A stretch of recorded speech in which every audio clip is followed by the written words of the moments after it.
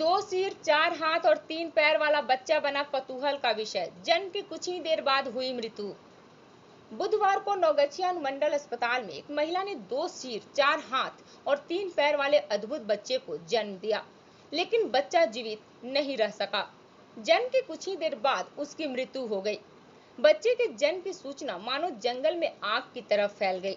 इसे देखने के लिए अस्पताल में लोगों की भीड़ जुट गई। मिली जानकारी के अनुसार बच्चे की मां सुभद्रा देवी और पिता मनोज यादव हैं। वे नवगछिया के धोबिनिया गांव के रहने वाले हैं। सुभद्रा 3 लड़कियों और 1 लड़के की मां है। आज जब प्रसव पीड़ा हुई तो उन्हें नवगछिया अनुमंडल हॉस्पिटल में दाखिल करवाया गया, जहां इस अद्भुत बच्चे का जन्म हुआ। सुभद्रा देवी के परिजनों ने बताया कि बच्चे का जन्म समयानुसार हुआ है। गर्भावस्था के दौरान भी उन्हें इलाज के लिए नवगछिया अनुमंडल हॉस्पिटल ही लाया जाता था, लेकिन डॉक्टर्स द्वारा बच्चे को सामान्य बताया गया था।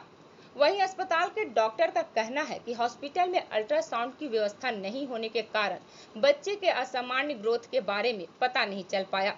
2 सिर, 4 हाथ और 3 पैर वाले इस बच्चे के बारे में डॉक्टर ने बताया कि ऐसे केसेज बहुत ही रेयर आते हैं। मेल और फीमेल एक के मिलने से जो जाइगोट बनता है, उसमें किसी कारणवश विकार आ जाने के कारण ऐसे बच्चों का जन्म होता है।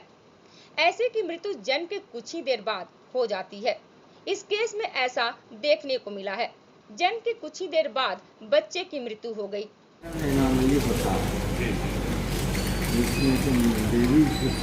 लेकिन दोनों एक दूसरे से यूनाइटेड, इसका फॉरेस्ट जो है यूनाइटेड है, सेपरेटेड है लेकिन फॉरेस्ट यूनाइटेड है। ऐसा कभी कभी ऐसा होता है।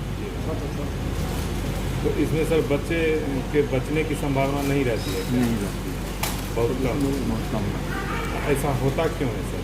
तब भी निकलता है इसका होने का कारण है कि मतलब वो जहाँ फर्टिलाइजेशन जो होता है उसमें बाइफर्केशन हो गया, 2 मतलब है मेल स्पर्म और फीमेल ओवम जो यूनाइट करता है, उससे एक जाइगोट बनता है, उसी से एक बेबी डेवलप करता है। लेकिन किसी कारणवश जो है वो डिवीज़न हो जाता है, वो हाफ डिवीज़न होता है, जिससे कि ट्विन हो जाता है, लेकिन थोड़े से उसका यूनाइटेड रहता है। ये सेपरेट रहता है, थोड़े से यूनाइटेड रहता है। कपड़ा व्यवसायी के घर में हुई डकैती के मामले में पुलिस ने तेज की जांच। घटनास्थल पहुंच जुटाया साक्ष्य। मंगलवार शाम को कपड़ा व्यवसायी के तिलका मांझी थाना क्षेत्र के उमाशंकर कंपाउंड में स्थित घर में हुई डकैती के मामले में पुलिस ने घटनास्थल पहुंचकर जानकारी जुटाई। सिटी एसपी स्वर्ण प्रभात और एएसपी पूरन झा ने घटनास्थल के आसपास के इलाकों का मुआयना किया। वे पूरे दल बल के साथ वहां पहुंचे और आसपास के क्षेत्रों में लगे सीसीटीवी कैमरों का फुटेज भी चेक किया। दरअसल इस घटना को अंजाम देने वाले सभी 5 डकैतों का हुलिया आसपास लगे सीसीटीवी कैमरों में कैद हो गया था। पुलिस घटना की इस अहम कड़ी की बारीकी से जांच करने में जुटी है।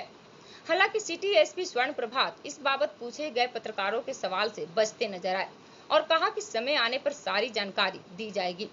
आपको बताते चले कि कपड़ा व्यवसायी शंभू टिब्रेवाल के उमाशंकर कंपाउंड में स्थित घर में डाका डालकर डकैतों ने लाखों रुपए के जेवरात और नकदी की लूट की थी। बाढ़ प्रभावित क्षेत्रों में जिला प्रशासन लोगों को दे रही है हर संभव सहायता। जिला अधिकारी। इस वर्ष आई अप्रत्याशित बाढ़ से भागलपुर जिले के 150 से अधिक गांव प्रभावित हुए। गंगा के जल स्तर के कम होने के साथ ही इन गांवों से बाढ़ का पानी तो उतरने लगा है, लेकिन अभी भी स्थिति सामान्य नहीं हो पाई है। लोगों को परेशानियों का सामना न करना पड़े, इसके लिए जिला प्रशासन हर संभव कोशिश कर रही है। भागलपुर के जिला अधिकारी सुब्रत कुमार सेन ने बताया कि बाढ़ के दौरान जिले में 250 सामुदायिक किचन की व्यवस्था की गई।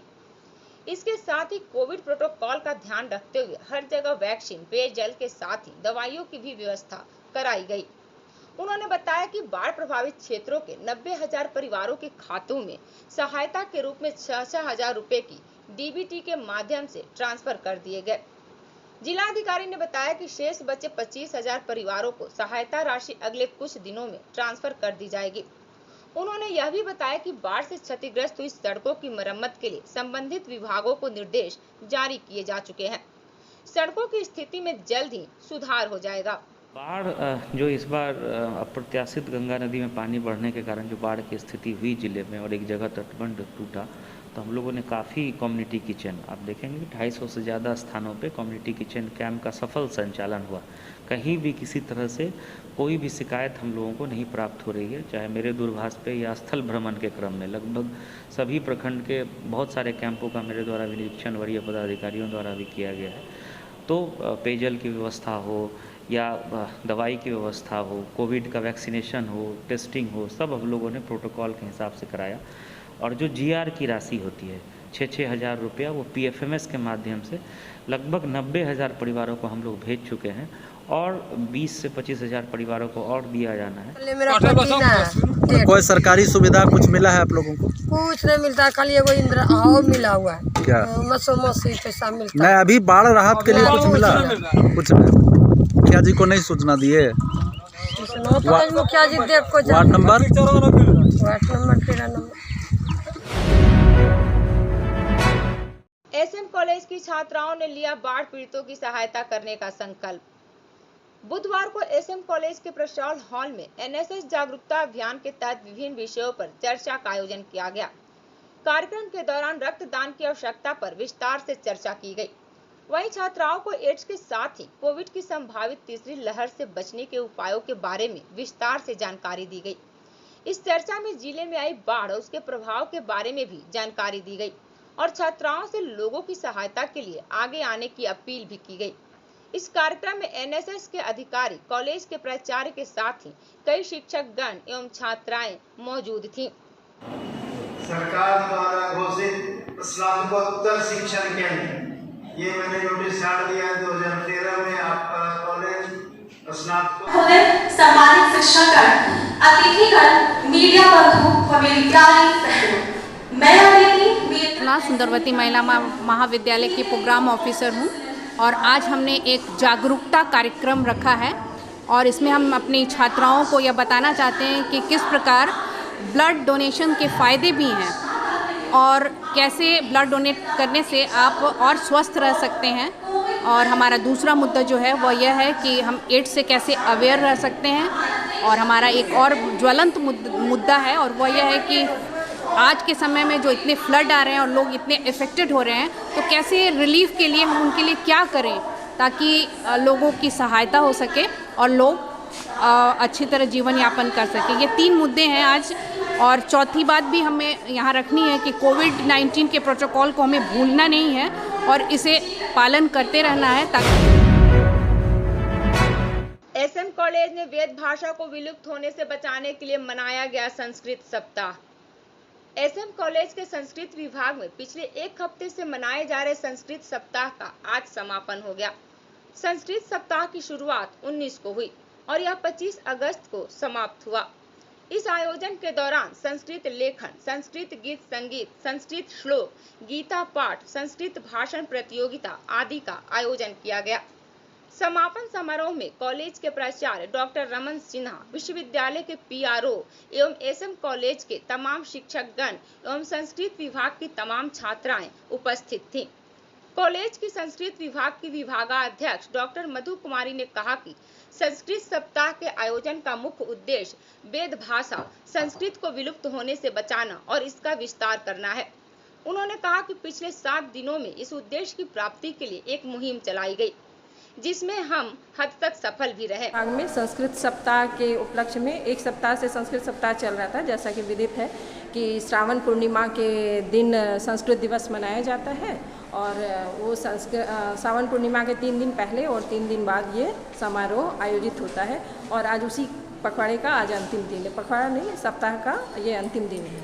साप्ताहिक कार्यक्रम था ये और उसका ये अंतिम दिन है। इस बीच में लोग लेखन, निबंध, गीत, संस्कृत श्लोक, गीता का अनुपठन आदि कार्यों में संलग्न रहे। संभाषण कार्य भी हुआ।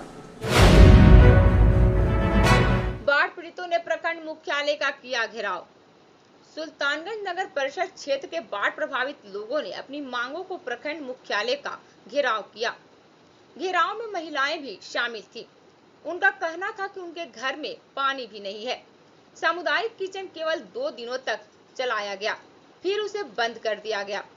सरकार की तरफ से उन्हें कोई सहायता उपलब्ध नहीं कराई जा रही है, जिससे उन्हें खाने और रहने की भी परेशानी हो रही है। उन्होंने बाढ़ पीड़ित परिवारों को सरकार की तरफ से बतौर सहायता राशि दिए जाने वाले 6,000 रुपए के साथ ही सामुदायिक किचन की मांग की है। इस दौरान प्रखंड मुख्यालय के सभागार में प्रखंड प्रमुख अर्पणा देवी की अध्यक्षता में एक समीक्षा बैठक भी आयोजित की गई, जिसमें सीओ शंभू शरण राय, वीडियो मनोज कुमार मुर्मू, सांसद प्रतिनिधि पवन खेतान, विधायक प्रतिनिधि संजय मंडल आदि शामिल हुए। बारिश से नीचा आवे छै, ऊपर से नीचा से देबे नहीं करे छै, सब मुखिया का पचा ले छै, कुछ नहीं छै, हमरा के कोई व्यवस्था नहीं। जो बाढ़ का जो हुआ है ना राशन हम लोग को मुहैया करा गया, ना अभी तक कोई व्यवस्था सरकार की तरफ से आया है। हम लोग को इतना मुसीबत हो गया है कि शौचालय करना जाते हैं, पाँव पूरा धस जाता है, बैठ भी नहीं पाते हैं जमीन पे। ये नगर परिषद क्षेत्र में 2021 में जो बाढ़ आए हैं, इस पर सरकार द्वारा कोई अनुदान नहीं मिला है, जबकि नगर परिषद क्षेत्र में 3 वार्ड में नाव द्वारा रिक्शू करके आदमी को ऊपर किया गया है।